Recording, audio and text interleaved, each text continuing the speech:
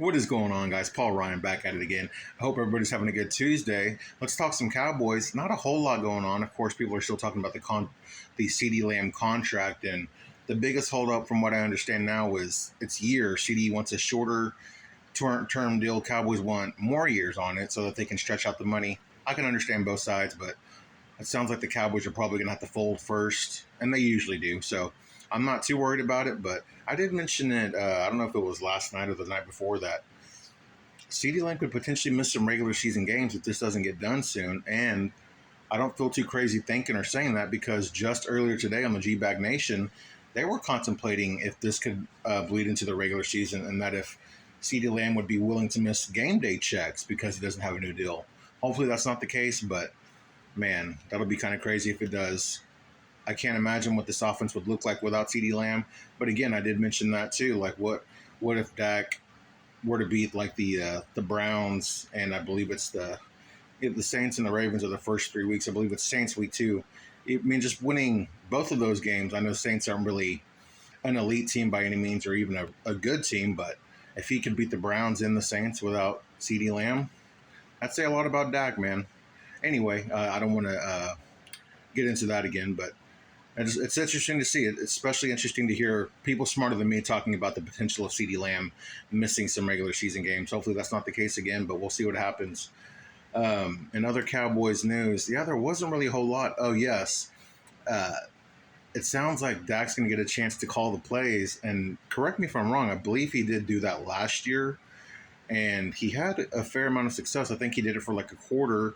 And if I recall, I don't think the Cowboys punted while he called the plays, and I don't think they even got to a fourth down. So it'll be fun to see. I know this week is going to be the final preseason game with the new format, only 3 preseason games. So training camp wrapping up.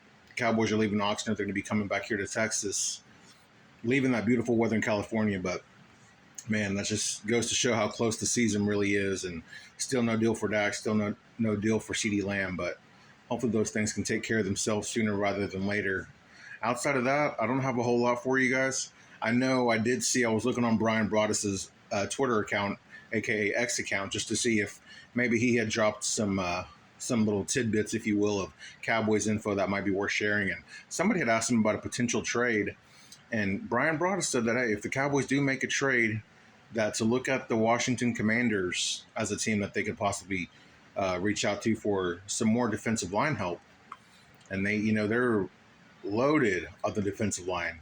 So I don't know, maybe the Cowboys aren't done throwing some darts at that defensive line, maybe nose tackle in particular, if Mozzie still is kind of having some progress issues and the Cowboys aren't 100% comfortable with him as the starter. I know a name that somebody mentioned on the when they asked the question, it was John Ridgeway, former 5th-round pick, where the Cowboys had to let go because they didn't want to put Dak Prescott on the IR in the 2022 season against the when he broke his hand against Tampa Bay in the season opener. We ended up losing John Ridgeway, and he showed something, man, when he was with the Commanders. So I wouldn't mind having a guy like him back, and plus he has that mentality that we've been seeking here, that we've been adding to on this team. That dog mentality, if you will. He's got that dog in him, Mr. John Ridgeway.